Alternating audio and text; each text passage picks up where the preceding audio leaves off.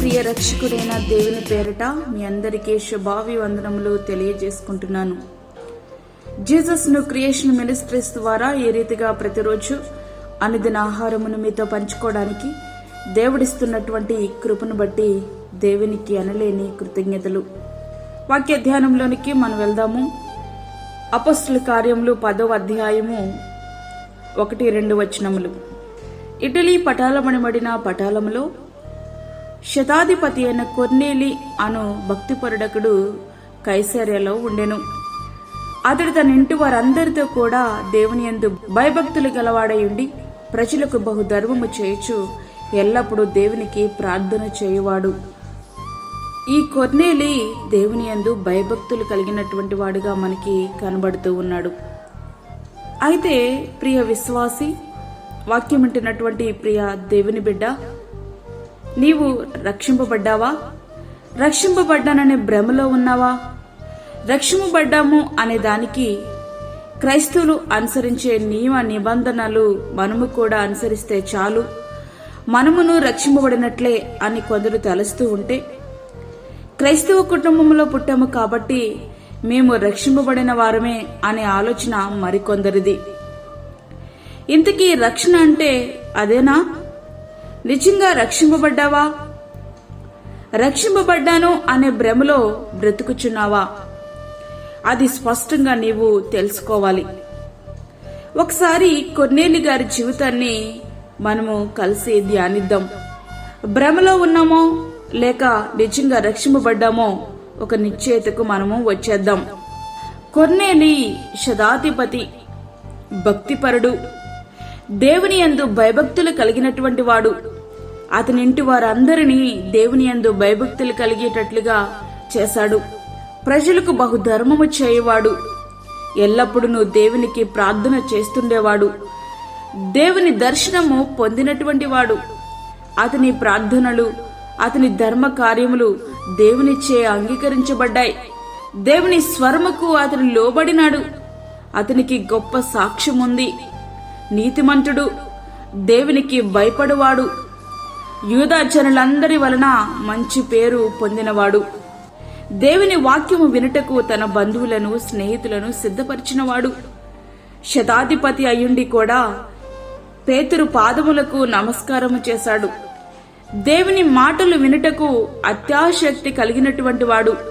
ప్రియులారా, ఇంతవరకు మనము కొర్నేలి గారి జీవితం నుండి అద్భుతమైన విషయాలు ధ్యానిస్తున్నాం. అటు ప్రార్థన విషయంలోనే గాని, ధర్మకార్యముల విషయంలోనే గాని ఆయనను వేలెత్తి చూపడానికంటూ ఏమీ లేదు. అవన్నీ దేవుని చేత అంగీకరించబడుతూనే ఉన్నాయి. తన స్వార్థం కోసం అంటూ అతడు ఏమీ చేయలేదు. తన కుటుంబాన్ని దేవుని యందు భయభక్తులతో నిలిపినవాడు, ప్రజల చేత అద్భుతమైన సాక్ష్యాన్ని పొందినటువంటి వ్యక్తి. అయితే ఆశ్చర్యం కలిగించే విషయం ఏమిటంటే, ఇప్పటి వరకు ఆయనకు సంపూర్ణ సత్యము తెలియబడలేదు. రక్షణ అనుభవమే అతనికి లేదు. అయితే ప్రభువును గురించినటువంటి అమితమైన ఆశను అతడు కలిగి ఉన్నాడు. అతని తృష్ణను చూచిన ప్రభువు పేతురు గారిని పంపించి అతని ఆత్మీయ దాహాన్ని తీర్చారు. దేవుడు అతనితో మాట్లాడినటువంటి విషయం ఏమిటంటే, రక్షణను గురించి ఒక మంచి స్పష్టతను ఆయనకు తెలియచేశారు. అపోస్తలుల కార్యములు 11వ అధ్యాయము 14వ వచనం.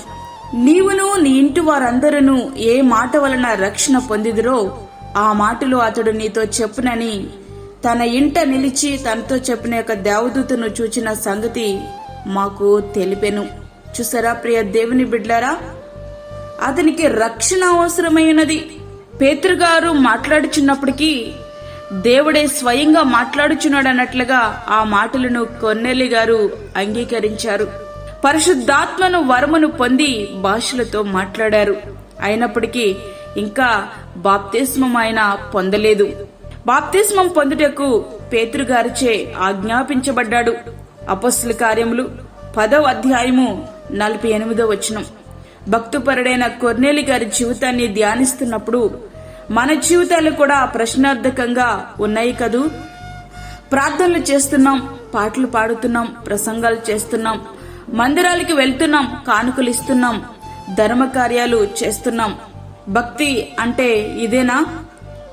రక్షణ అంటే ఇదేనా రక్షణ అనుకుంటున్నాము కదా. సత్యమును గూర్చిన సంపూర్ణత నీకుందా? రక్షింపబడిన అనుభవం, నిశ్చయిత నీకుందా? రక్షింపబడ్డాననేటువంటి నిశ్చయిత నీవు లేకుంటే అత్యంత ఘోరమైన ప్రమాదంలో నీవు ఉన్నట్లే. నీ మంచి కార్యములు, నీ ధర్మ కార్యములు నిన్ను ఎప్పటికీ రక్షించలేవు. నీ పాపములు దేవుని సన్నిధిలో ఒప్పుకొని పశ్చాత్తాపపడి రక్షణ పొంది దేవుని దగ్గర నుంచి రక్షణ నిశ్చయితను నువ్వు పొంది బాప్తిస్మము పొందుట ద్వారా నీవు రక్షింపబడతావు. కనుక నేడే నిన్ను నీవే పరిశీలించుకో, సరిచేసుకో. ఏదైనా దేవునికి అయిష్టమైనది నీ రక్షణకు అడ్డు వస్తున్నట్లయితే తీసివేశాయి. కొర్నేలి గారి వలె యేసుని నీవు సొంత రక్షకునిగా అంగీకరించి ఆయన రక్తములో నీ పాపములను కడుక్కో. ఆ రీతిగా నిత్య జీవాన్ని నీవు స్వతంత్రించుకో. ప్రభువు అనుగ్రహించే రక్షణ ఆనందాన్ని నీవు పొందుకో. అట్టి కృప ధన్యత ప్రభువు మనకి అనుగ్రహించునుగాక. ఆమేన్. వాక్యం విన్న ప్రియ దేవుని బిడ్డలారా, ప్రార్థనలో ఏకీభవించండి. పరిశుద్ధుడైన తండ్రి, ప్రేమగల యేసు ప్రభువా, వాక్యం విన్నటువంటి ప్రతి ఒక్కరిలో కూడా నీ యొక్క ఆత్మ పని చేయనట్లుగా సహాయం చేయండి.